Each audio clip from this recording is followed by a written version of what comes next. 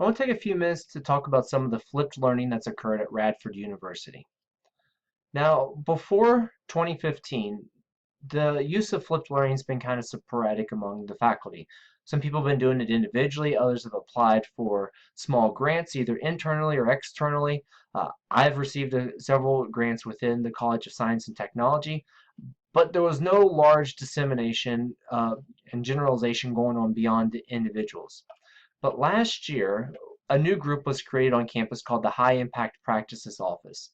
And I took this idea of creating a flipped learning institute to them, and they loved the idea, thinking about the idea of scaling up and getting a cohort of faculty together to actually integrate flipped learning into their classes.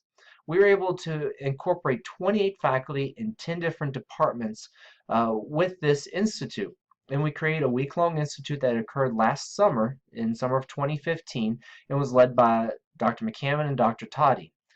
Now, our goal there was not only to help them learn about flipped learning, but also help them create their materials, reflect, revise, and start working hard through the summer to prepare for actually implementing a fully flipped class either in the fall or spring of the 2015-2016 year. And now I can see at this point that expectation that every faculty flipped at least one class has been met. So 28 faculty with at least one class being flipped, that's a huge improvement from where we were before. Plus, they've got that cohort together to work together moving forward. Now, half of them were really interested in the idea of doing some research around flipped learning. So we were able to actually go and create comparison courses in several of these classes of the faculty. And we've been doing that both in the fall and in the spring.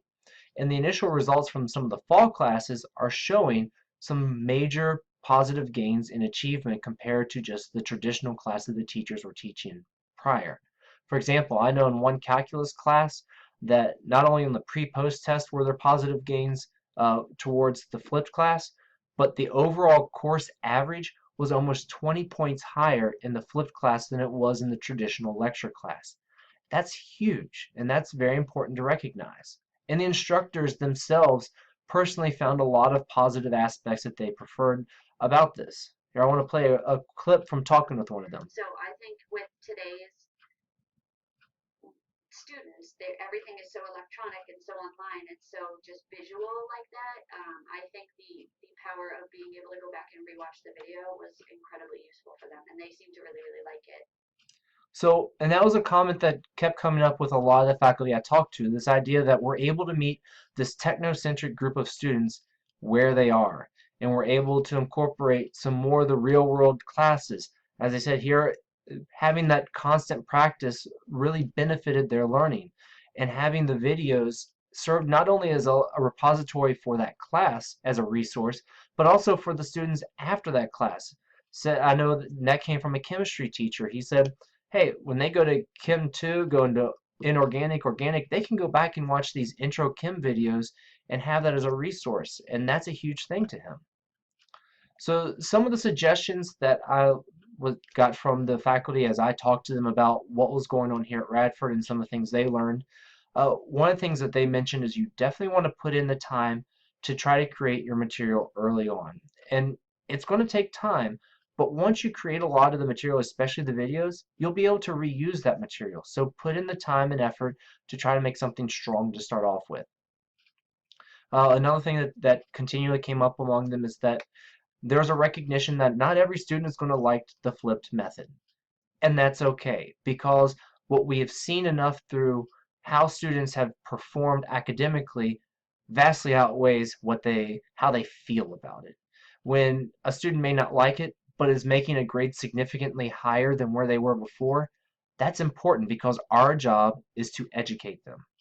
And the ways that we help keep those students that are not as thrilled with it is by making sure our activities are engaging, make sure we mix up the activities so we're not doing the same thing every single day, and make sure every student is held accountable to come to class prepared, as well as any other concepts that you may require them to do. If they got a project, hold all of them accountable and don't let students slip through. And as long as there's engaging, mixed up activities with accountability, even the students that don't like it are able to hold through in a better way. And know that not every day is going to go great. It, there were times when an activity fell flat, and that's okay.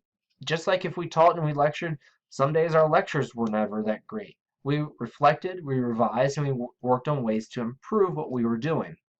And then it's important at the end of the semester, a lot of them said to actually think about what they did, what went well, and what could be improved that may have caused challenges.